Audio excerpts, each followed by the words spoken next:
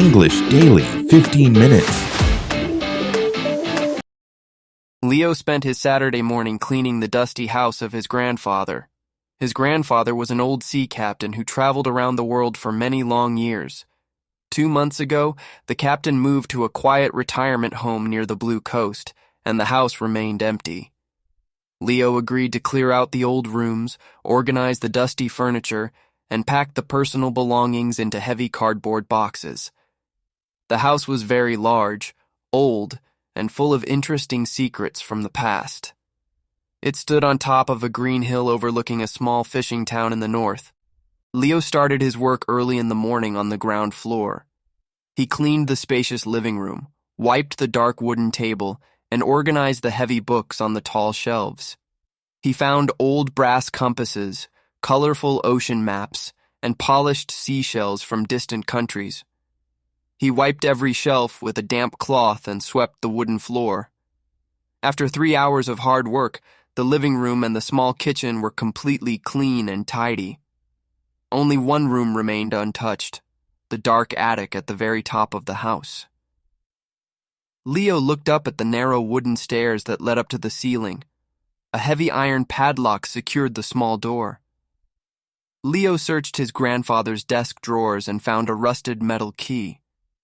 He climbed the creaky stairs, put the key into the lock, and turned it slowly. With a loud noise, the wooden door opened. The attic was completely dark, cold, and smelled of old paper and dry wood. Leo pulled a hanging rope to turn on a dim yellow light bulb. The soft light revealed dozens of wooden trunks, broken chairs, old leather coats, and tall stacks of newspapers. Dust covered every single surface. Leo stepped inside carefully, watching his steps on the loose floorboards. He walked toward the far corner of the room, where a large iron-bound trunk rested against the wall. He moved 3 old picture frames and 2 dusty blankets out of his way. Leo knelt on the cold floor and opened the heavy lid of the trunk. Inside, he found a thick woolen coat, a pair of dark leather boots, and a small wooden box wrapped in a piece of red cloth. Leo picked up the wooden box gently.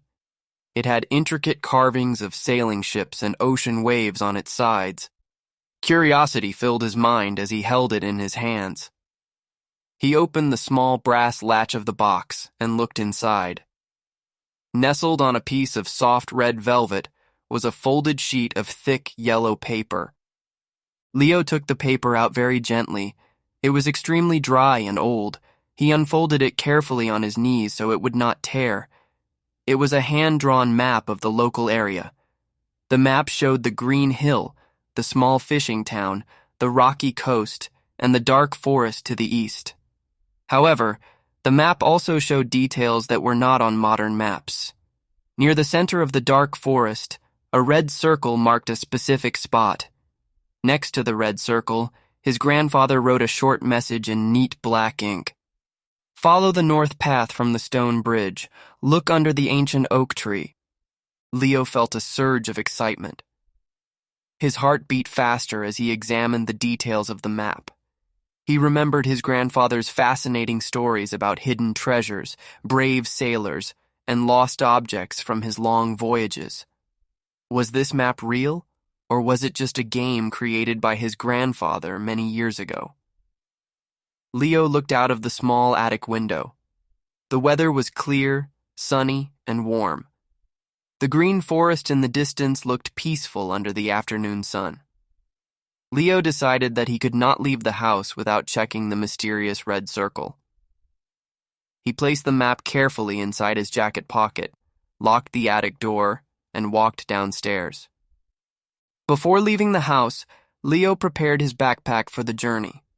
He packed a bottle of fresh water, 2 apples, a sandwich, a small flashlight, a notebook, and a modern compass. He wore his thick hiking boots and a warm green jacket. At 2 o'clock in the afternoon, Leo left the house, locked the front door, and started his walk toward the eastern forest. To reach the forest, Leo walked down the steep green hill toward the edge of the town. The fresh air smelled of salt and ocean water. He passed the quiet streets, the colorful wooden houses, and the small harbor where local fishermen repaired their nets. Children played with a ball near the water, and seagulls flew across the blue sky.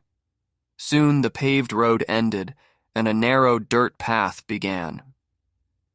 The path led directly toward the dense trees of the eastern forest. Leo walked along a small river for 20 minutes. The water flowed quickly over gray river stones, making a soothing sound.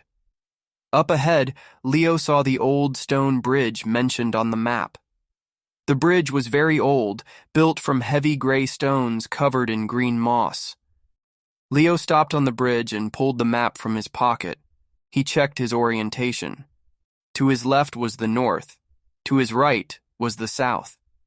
Behind him lay the town and the ocean to the west. Ahead of him lay the dark forest to the east. According to his grandfather's instructions, Leo needed to take the north path right after crossing the stone bridge. He stepped off the bridge and found a faint trail heading north along the edge of the woods. The trees here were tall and thick, blocking much of the sunlight. Pine needles covered the ground like a soft carpet, making his footsteps completely silent. The forest was cool, quiet, and filled with the fresh smell of pine needles and damp earth. Leo walked north for 30 minutes. As he ventured deeper into the woods, the path became narrower and harder to see. Wild bushes, thorny vines, and fallen branches crossed the trail. Leo picked up a sturdy wooden stick from the ground to clear his way and help him balance on the uneven terrain. Every few hundred meters, he paused to look at his compass and check his position against the drawing on the map. While crossing a patch of tall bushes, a sharp branch caught the edge of Leo's jacket. As he pulled himself free, the yellow paper map slipped out of his pocket and fell onto the damp earth. A strong gust of wind blew the map away toward a dense cluster of trees. Leo gasped and ran after it, but the paper tumbled out of sight. He looked around in panic. The trees all looked identical, and he lost his direction for a moment. He sat on a fallen tree trunk, feeling deeply worried and lost. Suddenly, Leo heard a gentle dog bark nearby. A friendly brown retriever trotted out from behind the trees, followed by an old man carrying a wooden walking stick. The old man wore a blue wool cap and a brown canvas jacket. He smiled kindly at Leo and reached into his jacket pocket, holding out the folded yellow paper. The old man explained that he was a local park ranger who lived in a small wooden cabin at the edge of the forest. He noticed the map blowing across the grass and caught it before the wind carried it into the river. Leo thanked the park ranger with relief. He explained his search for the ancient oak tree described on his grandfather's map. The old ranger nodded with a warm smile. He knew the forest very well and remembered Captain Thomas from years past. The ranger pointed his stick toward a small rocky hill to the northeast. He advised Leo to turn right at the double pine trees and follow the sound of the birds to reach the wide clearing. He wished Leo good luck, called his dog, and continued his afternoon walk through the woods. Following the ranger's precise directions, Leo turned right at the double pine trees and walked forward with confidence. Within 15 minutes, the narrow path opened into a wide, sunny clearing. In the middle of the clearing stood a majestic tree. It was the largest oak tree Leo had ever seen in his life. Its trunk was as wide as a small car, and its massive branches stretched out in all directions like giant arms. Leo realized immediately that this was the ancient oak tree from his grandfather's map. Leo approached the giant tree with a sense of wonder. He walked around the base of the trunk, looking closely at the thick roots that spread across the ground. On the northern side of the tree, between two massive roots, Leo noticed a flat, unusual gray stone resting in the soil. Unlike the other natural rocks nearby, this stone looked intentionally placed. It covered a small hollow space beneath the tree. Leo set his heavy backpack down on the soft grass. He took a deep breath, knelt in the dirt, and gripped the edges of the flat gray stone. The stone was heavy, and wedged firmly in the earth. Leo pulled with all his strength. With a soft scraping sound, the stone moved, revealing a dark hole in the ground underneath. Leo brought his flashlight from his backpack and clicked it on. A bright beam of white light illuminated the small underground hole. Inside the hole, protected from rain and dirt by a layer of thick oilcloth, sat a rectangular object. Leo reached his arm into the cool earth and carefully lifted the object out into the open air. He unwrapped the dark oilcloth layer by layer. Inside was a medium-sized box made of dark, polished oak wood with silver metal corners. The box was surprisingly heavy. Unlike the dusty items in the attic, this box was in perfect condition because of the protective cloth. There was no keyhole on the box, only a simple metal latch on the front. Leo's hands trembled with anticipation as he unclasped the latch and lifted the wooden lid. Inside the box, resting on a bed of dry moss, was a collection of personal historical items. There were no gold coins or expensive jewels, but to Leo, the contents were far more valuable. At the top of the box lay a small leather-bound journal with gold letters on the cover reading, "Logbook of Captain Thomas." Beneath the journal, Leo found a silver pocket watch that was still ticking quietly, a set of detailed hand-painted illustrations of distant islands, and a collection of old photographs from many years ago. Leo opened the leather journal carefully. On the very first page, his grandfather wrote a message in his familiar handwriting. "To whoever finds this box, this is my personal treasure. It holds the memories of my youngest days at sea, the places I loved, and the lessons I learned. True wealth is not found in gold, but in the adventures we undertake and the memories we create with those we love. If you are reading this, my dear grandson, or a curious traveler, keep exploring the world." Tears filled Leo's eyes as he read his grandfather's words. He looked at the old black and white photographs inside the box. They showed his grandfather as a young man, standing proudly on the deck of a grand sailing ship, smiling under the bright tropical sun, and standing with friends in exotic foreign harbors. Leo sat under the ancient oak tree for a long time, looking through every photograph and reading the short entries in the journal. He understood why his grandfather hid this box here. This quiet spot in the forest was his grandfather's favorite place to read and rest when he returned home from long ocean voyages. As Leo finished looking at the photographs, dark gray clouds gathered high above the forest canopy. The warm afternoon sun vanished, and a cool wind blew through the high branches. A light summer rain began to fall, tapping softly against the oak leaves. Leo quickly wrapped the wooden box back inside the protective oilcloth and placed it safely in the middle of his backpack. Instead of running through the wet forest in a hurry, Leo walked over to a nearby wooden shelter built against a large rock. He sat on a dry stone under the wooden roof to stay warm. The rain fell harder for 20 minutes, filling the forest with the fresh, pleasant scent of wet soil and pine needles.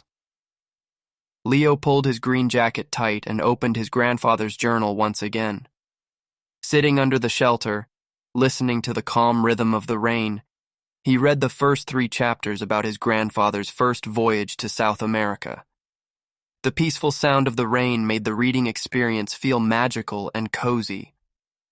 When the rain finally stopped, light golden sunshine broke through the clouds, creating beautiful rainbows between the wet trees. Leo stood up, lifted his heavy backpack, and picked up his wooden walking stick. He walked back down the north path toward the old stone bridge. The wet leaves glinted like diamonds under the fresh sunlight, and the cool air felt refreshing against his face.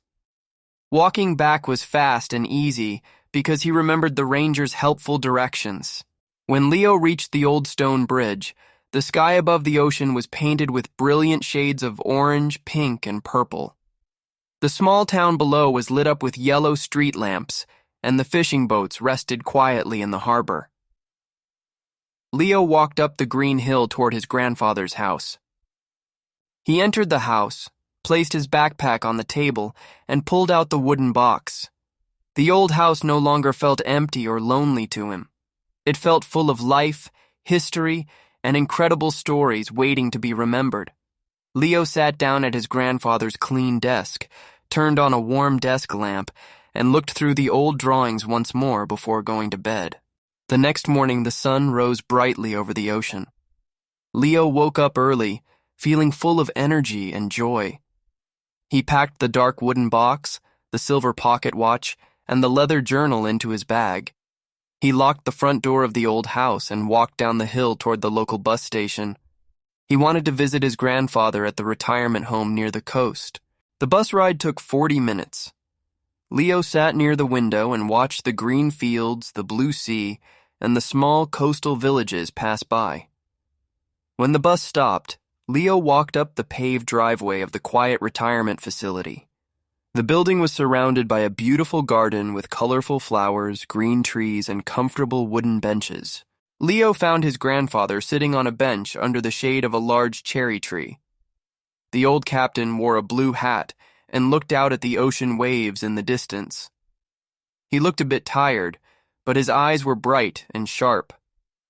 When he saw Leo walking toward him, a warm smile appeared on his face. Leo sat down on the bench next to his grandfather and gave him a big hug. They talked about the old house and the cleaning work Leo completed over the weekend. Then, Leo reached into his bag, brought out the wooden box wrapped in red cloth, and placed it on his grandfather's lap. The old captain looked at the box, and his eyes opened wide with surprise. He touched the carved sailing ships on the lid with his trembling fingers. He looked at Leo and asked how he found it. Leo smiled and told him the whole story.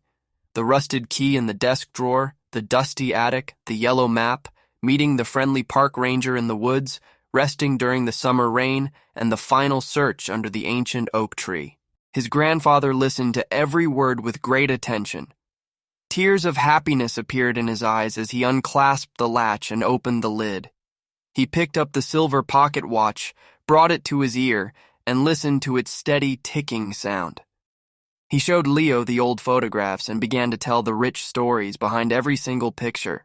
He talked about his first voyage across the Atlantic Ocean, the stormy nights near the Cape, the friendly people he met in distant harbors, and the quiet moments he spent under the ancient oak tree after coming back home. Leo listened carefully, writing down some of the names and dates in his notebook. They spent the entire afternoon together in the garden, drinking warm tea and sharing stories from the past. The old captain was no longer just a retired sailor sitting alone on a bench. He was a living library of incredible adventures. And Leo was no longer just a quiet grandson. He was the new custodian of his family's history. As the sun began to set over the ocean, casting a golden glow across the garden, Leo stood up to say goodbye. His grandfather held his hand tightly and thanked him for bringing back his most cherished memories.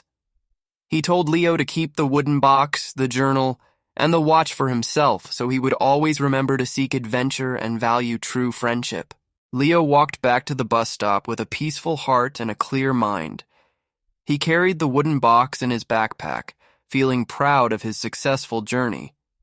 He realized that the greatest treasure was not gold or silver hidden in the ground, but the stories, memories, and strong bonds shared between generations. As the bus took him back home, Leo looked out at the evening sky and knew that this weekend was only the beginning of many great stories in his life.